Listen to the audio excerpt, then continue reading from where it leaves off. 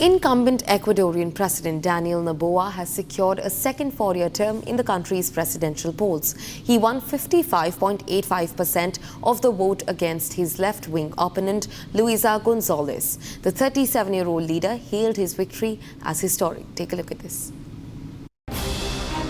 Daniel Noboa has been re-elected as the president of Ecuador. The conservative young millionaire was elected by a wide margin. Figures released by the Ecuador's National Electoral Council showed Noboa receiving 55.85% of the vote. His opponent, leftist lawyer Luisa Gonzalez, earned 44.35%. Una victoria de más de 10 puntos, una victoria de más de 1 millón de votos donde no queda ninguna duda de quién es el ganador.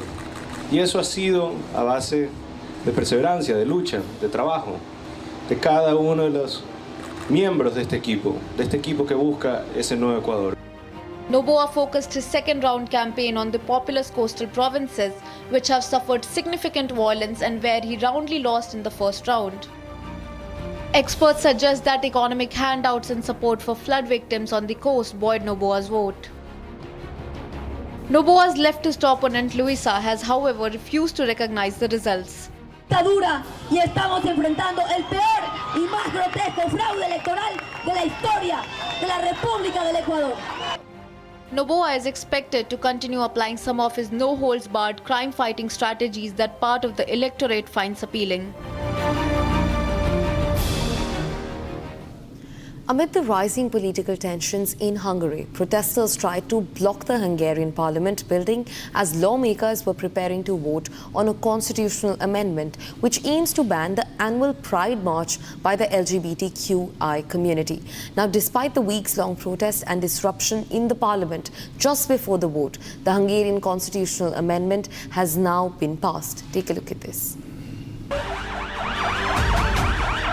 Amid widespread protest across the nation, Hungarian parliament has passed a constitutional amendment which bans Pride March held by LGBTQ+ groups. Following the passing of the amendment, there will be a permanent ban on public events held by LGBTQ communities, including the popular Pride event that draws thousands of people annually to Hungary's capital, Budapest. Before the voting, the protesters tried to block the Hungarian parliament building and were seen mocking the Prime Minister Viktor Orban. With 2026 elections knocking at the door, Viktor has pledged to crack down on foreign funding of independent media and non-governmental organizations in Hungary while scaling up his political campaign against the LGBTQ+ community. Meanwhile, the opposition is also mounting pressure on Viktor, asking for a change of system. Recent polling suggests that opposition party Tisza has overtaken Orban's party as Hungary struggles with a stagnating economy.